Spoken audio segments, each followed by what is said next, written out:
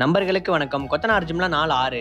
இப்போதைக்கு காலையில இருக்கிற முதல் வேலை இந்த இளநீரை குடிக்கிறது தான். ஏன்னா இதுதான் சிறுநீருக்கு சூடு பிடிக்காம பாதுகாக்கிறது. அப்புறம் நண்பர்களே, இப்பெல்லாம் ரொம்ப சோம்பேறி ஆகிட்டேன். எனக்கு தேவையான உணவு நானே சமைக்கிறது இல்ல. அதனால நாளையிலிருந்து நானே சமைப்பேன் அப்படின்னு என் கூந்தல் மேல ஒரு பொய் சத்தியத்தை பண்ணிட்டு, சத்தியம் பண்ண கையோட கடைக்கு போய் கூந்தல் கட்டிங் பண்ணிட்டு வந்து வீட்டுக்கு வந்து தலைமுழுகலை போட்டேன். பிறகு பண்ண பொய் சத்தியத்தை உண்மையாக்குறதுக்கு குளிர்சாதன பட்டியல எதுவும் கிடைக்கும் தேடல போட்டதுல முருங்கைக்காய் தான் கிடைச்சது. சரி, நவம்பர் மாசம் அதுவும் நம்ம வேற ஒரு சவால் இருக்கிறதுனால இந்த முருங்கைக்காய் தேவையற்றதுன்னு சொல்லி தேடி பார்த்தா தக்காளி மட்டும் தான் இருந்துச்சு. வேற வழி இல்லாம தக்காளியும் கோழிக்கறியும் வச்சு ஒரு சமையல் செஞ்சுட்டேன். நீங்களே பாருங்க நண்பர்களே, இது எனக்காக எண்ணெய் இல்லாம நானே பண்ணது. அது எண்ணெய் வச்சு வீட்டில் இருக்கவங்களுக்காக பண்ணது. ஆனால் நான் அது சாப்பிட மாட்டேன். இது மட்டும் தான் நான் சாப்பிடுவேன். பிறகு உறக்கத்தை போட்டு உடற்பயிற்சி பண்றதுக்காக மொட்டை மாடிக்கு வந்துட்டேன். இன்னைக்கு காலைக்கு தான் உடற்பயிற்சி. நம்ம கொத்தனார் ஜிம்ல இருக்கிறத வச்சு என்னென்ன உடற்பயிற்சிலாம் போட முடியுமோ எல்லா உடற்பயிற்சியும் போட்டேன். அது போக காலைல கயிறை கட்டி டயரை கட்டி 1-2 உடற்பயிற்சிலாம் முயற்சி பண்ணேன். ஆனால் அது ஓரளவு ஓகேவா தான் ஆச்சு. அடுத்த முறை வேற ஏதாவது முயற்சி பண்ணி பார்க்கணும். பிறகு கீழே வந்து குளியல போட்டு காப்பி கடையில் நண்பர்களோட ஒரு அட்டையை போட்டு ஏரியாவுக்கு வந்தா நம்ம காவல்துறை நண்பர் அவர் காவல்துறை வேலையை விட்டுட்டு ஒக்காகை ஆக போறேன் அப்படிங்காரு. நரட்டோவை பார்த்துட்டு எனக்கும் நரட்டோலாம் பிடிக்கும். வேற யாரெல்லாம் பார்ப்பீங்கன்னு கமெண்ட்ல சொல்லுங்க. பிறகு கடையில சாப்பிட்டு ஏமாற்ற உணவு எடுக்கக்கூடாதுன்னு வீட்டுக்கு போனா வீட்டிலே கொத்து பரோட்டா வாங்கி வச்சிருக்காங்க. பிரச்சனை என்னன்னா எல்லாரும் சாப்பிட்டுட்டாங்களாம். அதனால அவங்களே சாப்பிட சொல்ல முடியல. இது தூரப்படும் மனம் இல்லாமல் நானே சாப்பிட்டுட்டேன். உறக்கத்தை போட்டேன்.